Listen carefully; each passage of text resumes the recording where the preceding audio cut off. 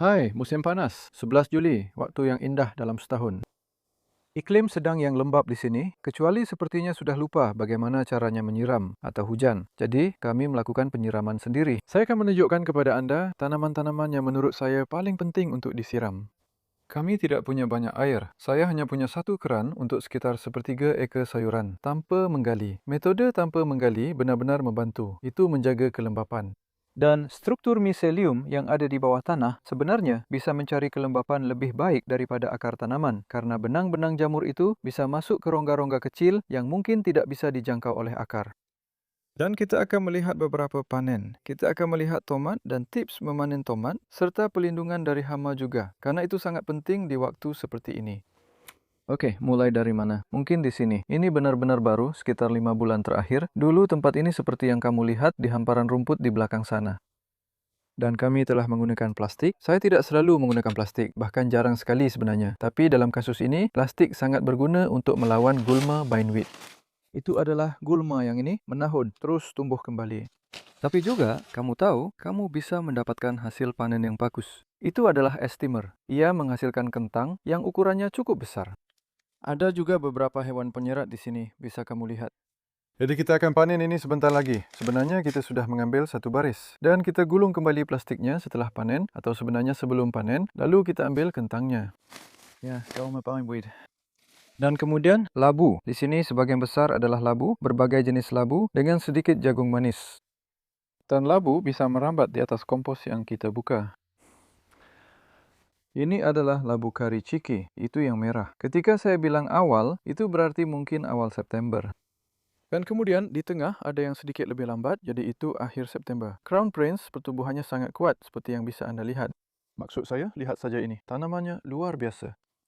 Hanya ada 15 tanaman Crown Prince di sana. Ini adalah tanaman yang bagus untuk digunakan jika Anda punya banyak lahan yang ingin ditutupi. Plastik hitam ada di bawah sana, dan itu adalah polietilene hitam polos. Oke, itu hanya plastik. Dan plastik memang ada fungsinya. Saya tahu tidak semua orang menyukainya. Bagi saya, dipakai sekali seperti ini saja, lalu kita gulung dan simpan. Ini sudah tahun ketiga kami menggunakannya. Kami tidak pernah menyiram tanaman-tanaman ini. Itulah keindahannya, karena sangat menghemat kelembapan. Dan ketika hujan turun, airnya meresap ke lubang-lubang tanam. Yang di sini, pertumbuhannya jauh lebih lambat. Itu labu butternut, memang biasanya lambat. Labu ini bukan jenis yang cepat tumbuh, butuh panas. Akhir-akhir ini cuaca mulai panas. Sebelumnya tidak, tapi seperti kemarin suhunya 30 derajat Celcius. Sekitar pertengahan 80-an Fahrenheit dan itu berlangsung cukup lama. Jadi itu cukup beruntung. Tapi saya tidak menyiram semuanya. Seperti seledri akar ini, saya belum menyiramnya sama sekali. Saya mungkin akan tergoda untuk menyiramnya nanti, tapi untuk saat ini saya masih menahan diri.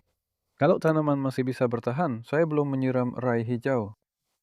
Kentang-kentang ini sudah kami siram karena mereka sudah sangat dekat dengan waktu panen. Bagaimana Anda tahu mereka sudah dekat dengan waktu panen? Jika Anda melihatnya, Anda bisa melihat beberapa sudah mulai menguning dan layu, batangnya roboh. Saya juga melihat beberapa kentang hijau. Itu bukan pertanda baik. Seharusnya saya menambahkan lebih banyak kompos. Tapi ya, mereka, Anda tahu, mereka terlihat seperti sudah mendekati akhir. Tidak ada waktu yang benar-benar sempurna untuk memanen kentang. Sebagian tergantung kapan Anda ingin memanennya dan apa yang akan Anda tanam setelahnya. Jadi kalau Anda sudah punya tanaman siap, angkat kentangnya. Kentang itu bisa disimpan. Ini tidak saya siram. Saya benar-benar kagum dengan ini. Ini adalah kacang boloti. Ini adalah penanaman pertama tahun ini. Mungkin kita bisa melihat beberapa bunga pertama, bukan? Ada beberapa di sana. Mereka punya bunga ungu kecil yang sangat cantik, sangat tidak mencolok dibandingkan dengan kacang rana.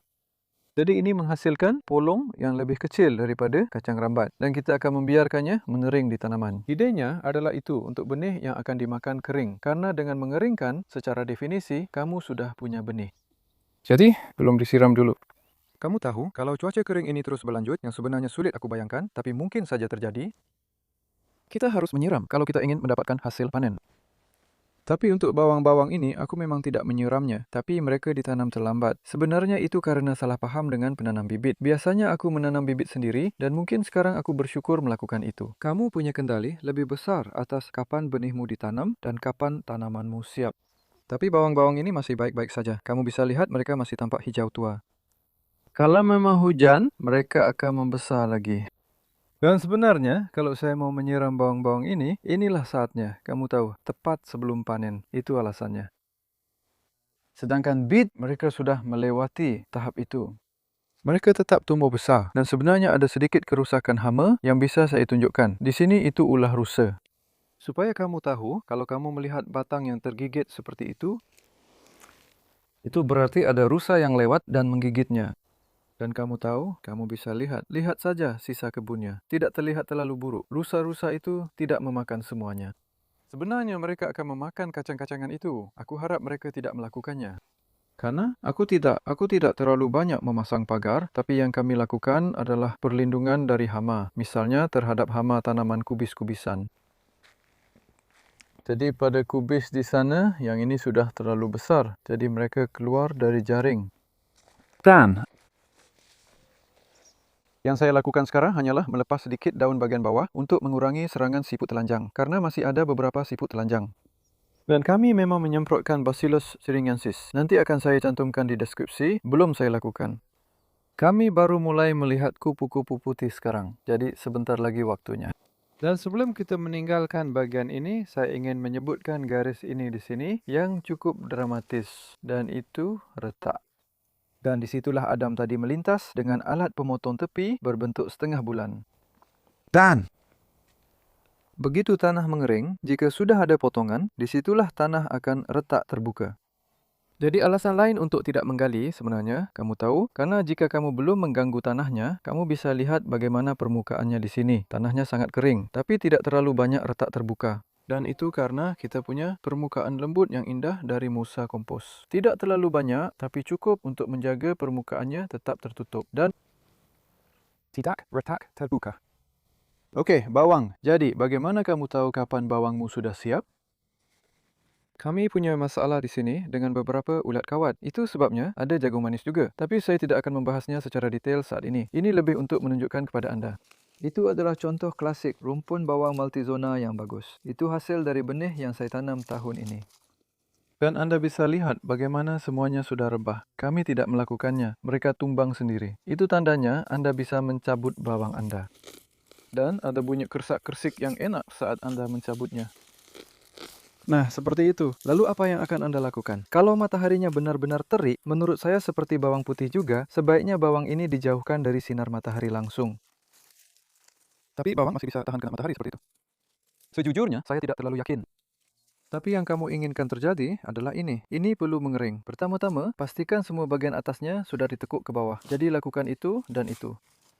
Kamu bisa membiarkannya seperti itu selama beberapa hari lagi. Tapi, jika kamu kemudian menariknya, itu akan mempercepat proses pengeringan. Sedangkan yang ini adalah bawang merah. Dan aku baru saja menekuknya ke bawah sebenarnya. Dan sekali lagi, kamu juga bisa melakukan itu. Kamu tahu, kamu bisa melihat umbi yang mudah dikenali di sana. Jadi, menekuknya membantu membuat lehernya sedikit lebih kering dan tipis. Dan kemungkinan besar mereka akan lebih awet saat disimpan. Jadi seringkali kamu mungkin menekuknya dan kemudian seminggu kemudian mencabutnya. Lalu apa yang kamu lakukan? Sebenarnya kami meletakkan beberapa di sini di bawah beranda karena saya berpikir untuk melindungi mereka dari matahari. Tapi sebenarnya tadi sore kami baru saja mengeluarkannya karena saya pikir ini bisa mengering sedikit lebih cepat. Tapi sudah hampir kering. Dan kalau kamu ingin menanamnya, kamu tahu itu tidak lama lagi. Kamu bisa lihat sekarang sudah mulai pecah. Kamu memang butuh mereka agak sedikit lunak. Dan itu ada yang mulai berbunga. Itu seharusnya tidak terjadi. Kalau kamu melihat yang seperti itu, sebaiknya segera dimakan. Itu tidak akan bisa disimpan lama. Itu masih enak dimakan. Hanya ada sedikit bagian yang berbunga di situ. Dan sebenarnya, di sini ada beberapa bawang yang berbeda. Lagi-lagi, itu bawang daun yang tidak semuanya kita panen sebagai bawang daun. Ini bawang bombay putih, namanya White Lisbon. Mereka sebenarnya tidak menghasilkan umbi yang bagus. Dan ini bukan soal membuat umbi, alasan saya menaruhnya di sini. Sebenarnya saya sedang mencoba membersihkan bedengnya. Ini harus segera digunakan. Ini bukan untuk disimpan lama. Masih ada beberapa daun bawang yang bagus di sana. Bawang itu topik yang sangat luas. Kamu tahu, ini adalah keluarga tanaman yang sangat besar. Semuanya punya kegunaan yang sedikit berbeda, warna yang berbeda, dan menyenangkan. Saya baru sadar, kita sebenarnya tidak berniat lewat sini. Tapi tidak apa-apa, karena kita bisa langsung masuk ke... Tidak, saya memang ingin melihat proses pembuatan kompos. Jadi saya akan tunjukkan sekilas dengan cepat. Itu adalah bedeng Nordik yang benar-benar baru. Usianya baru 3 bulan. Dan itu tadi menggunakan kardus di atas gulma seperti ini, benar-benar rumput liar yang kuat seperti onak, dok, jelatang, bindweed, dan couch grass. Dan kami sudah rutin mencabut bindweed-nya. Gulma itu melemah dengan sangat cepat. Saya benar-benar senang sebenarnya. Cara itu berhasil dengan baik. Jadi, kardus tebal, kombinasi apapun. Untuk bedeng bunga, tidak terlalu penting memiliki tanah yang sangat subur. Bisa juga menggunakan kompos, serpihan kayu tua. Namun, kompos adalah kunci dari sebagian besar hal ini. Dan ini adalah tumpukan yang kami punya. Ini adalah sistem 3 bilik. Kami akan menampilkan ini dalam sebuah video sebentar lagi sebenarnya untuk menjelaskannya lagi dengan lebih lengkap. Dan menyenangkan untuk terus memberi kabar perkembangannya. Jadi yang itu kami mulai. Adam agak berlebihan dengan kardus di sini, seperti yang bisa Anda lihat. Ini tidak akan berhasil jika sedang berangin. Saya akan memotongnya sedikit, tapi kami sedang mengisi yang itu saat ini. Dan kemudian yang ini dia pindahkan ke kompartemen tengah di sini. Dan lihat hasilnya, kompos ini berumur 3,5 bulan. Sekarang hangat-hangat kuku. Tidak lama lagi cacing akan masuk, terutama jika kita menyiramnya. Cacing memang suka air. Dan kamu tahu, itu kompos yang sudah lebih dari setengah jadi. Indah sekali. Kami menutupinya dengan kardus untuk menjaga kelembapannya. Sementara itu, tumpukan ini sedang matang. Jadi yang ini selesai sekitar 5 hari yang lalu dan perlahan-lahan mulai turun. Sebenarnya masih hangat. Suhunya sekitar 55 darjat Celsius. Itu cukup panas untuk membunuh benih gulma. Sebenarnya, tidak sepanas tumpukan utama saya di sana. Yang menurut saya justru lebih baik. Kualitas jamurnya jadi lebih bagus. Baik, mari kita lihat di sini karena ada begitu banyak hal menarik yang bisa dilihat. Saya memberikan tugas kepada Nicola yang sedang merekam untuk berkeliling zigzag di sekitar sini, melewati semua pola mulsa yang berbeza-beza ini. Dan ini adalah sayuran salad, kami sedang menanam banyak sekarang. Itu adalah bisnis utama saya di sini, yaitu menjual kantong salad. Salad sangat populer. Dan selada itu sudah ditanam kurang dari 3 minggu. Sekitar 16 hari endive itu sudah ditanam selama 10 atau 11 hari. Jadi kita menanam bibit saat ukurannya masih sangat kecil.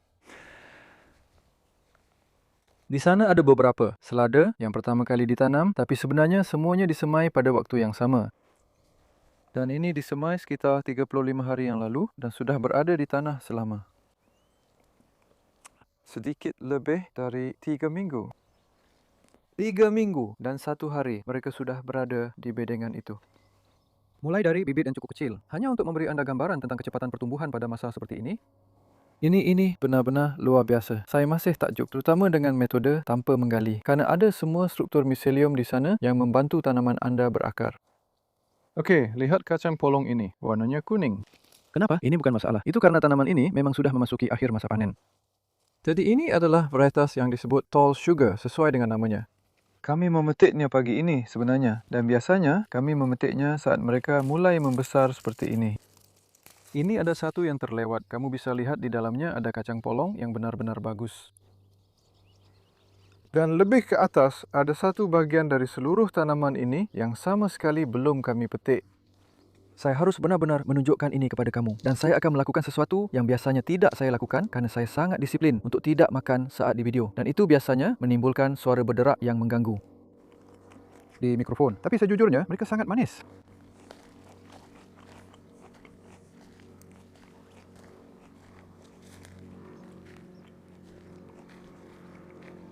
Ya, lihat ini. Jadi kamu bisa lihat, itu memberi gambaran berapa banyak kacang polong yang pernah ada di sini. Dan bagian ini sama sekali belum kami petik. Jadi mereka perlahan-lahan mulai mengering. Dan untuk benih mereka belum cukup kering. Yang itu sebenarnya sudah siap. Jadi seperti inilah kacang polong ini saat sudah kering untuk benih. Dan sekali lagi jika saya membukanya, Anda bisa melihat biji kacang polong di dalamnya. Warnanya indah. Tapi mereka akan lebih baik dipetik sekarang sebelum Anda tahu kalau hujan turun malam hari. Kualitasnya hanya akan sedikit menurun. Jadi kami mungkin akan memetiknya untuk benih 2 atau 3 kali. Baik, lalu kita masuk ke kacang-kacangan berikutnya. Jadi Anda tahu urutannya memang sangat bagus. Ini adalah kacang fava. Jadi kacang fava sudah selesai. Kami mendapatkan panen yang luar biasa dari akhir Mei hingga awal Juni. Sekarang kita punya selada, lalu kita punya kacang polong. Itu kacang-kacangan berikutnya, kacang polong manis yang indah. Dan berikutnya adalah buncis. Kami sebenarnya baru saja memetik yang pertama hari ini. Dimasak dengan sedikit mentega dan bawang putih, rasanya benar-benar lezat. Mereka tumbuh dengan baik. Kami tetap menyiramnya. Ini adalah contoh sayuran yang benar-benar mendapat manfaat dari air saat mulai berbuah. Kami menahan penyiraman sampai sekitar 2 minggu yang lalu. Sekarang kami sudah mulai memberikan banyak air. Maksud saya, jumlah yang cukup banyak setiap 3 hari sekali kira-kira. Di belakang ada bayam yang mulai berbiji. Belum benar-benar siap, tapi tidak akan lama lagi. Kamu akan melihat kumpulan, sebenarnya saya rasa itu memang disebut kumpulan, itu sebenarnya bukan biji secara harfiah. Mereka tidak berbunga seperti biasanya. Dan kemudian, di dalam terowongan plastik, kamu bisa melihat hasil yang bagus dari mentimun, varietas Carmen, yang ditanam pada 15 April, dipindahkan sebulan setelahnya. Jadi, mereka bahkan belum 2 bulan berada di tanah. Mereka sudah tumbuh sebanyak itu dalam waktu tersebut. Bahkan hari ini saja mereka masih tumbuh. Kamu tahu, menurut saya, panjangnya bertambah segitu setiap hari. Itu luar biasa. Tapi sekali lagi, mereka butuh banyak air untuk bisa seperti itu. Jadi kami menyiramnya. Saya memang menggunakan penyiraman dari atas. Tapi untuk saat ini, saya belum melakukannya pagi ini. Saya berniat melakukannya, tapi karena cuacanya mendung, saya mulai sedikit bukan khawatir soal hawar, tepatnya busuk daun pada tomat, tapi itu mungkin saja terjadi. Jadi pada waktu seperti ini, ke depannya, sekarang malam-malamnya sangat hangat, siang juga hangat. Kalau udaranya sangat lembap seperti hari ini, lembap tapi tidak hujan. Itu benar-benar membuat frustrasi. Ya, begitulah. Jadi, rumah kaca. Ini adalah bagian terakhir dari video, karena saya hanya ingin menggunakan rumah kaca. Masih ada hal-hal indah dan menyenangkan di sini. Di sini sangat hangat. Ini adalah termometer maksimum. Itu suhu tertinggi yang tercatat, setidaknya di pilar itu.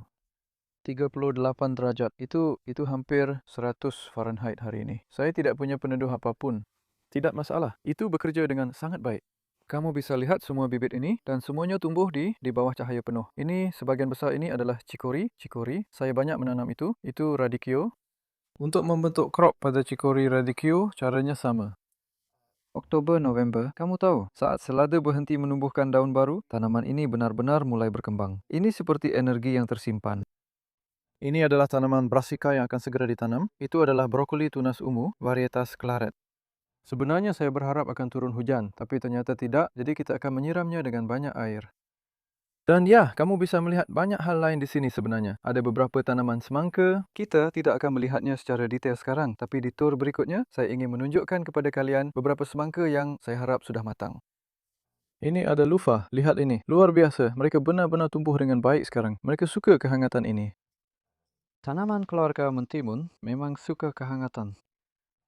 Begitu juga dengan tomat, tapi tomat tidak suka jika terlalu panas. Dan menariknya, tomat di sini di rumah kaca memiliki kualitas daun yang lebih baik dibandingkan di terowongan plastik. Saya rasa mungkin karena malam hari di sini lebih hangat, jadi perbedaan suhu antara siang dan malam tidak terlalu besar.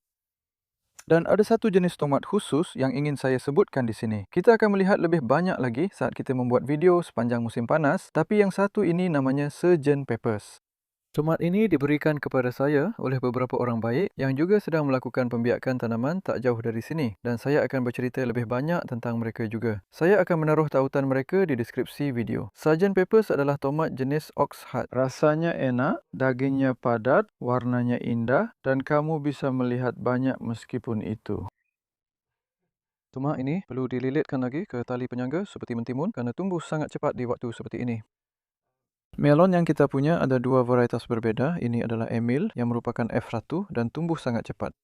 Menyenangkan menanam satu atau dua varietas berbeda. Karena itu, berarti kamu akan mendapatkan rasa dan tekstur yang berbeda, tapi juga waktu panen yang berbeda sepanjang tahun. Saya menemukan bahwa melon ini berbuah lebih awal daripada yang ini, yang sekarang mulai tumbuh cepat. Itu adalah Minnesota Midget dari benih Home Safe, yang sebenarnya hanya bisa kamu lakukan jika kamu hanya punya satu melon.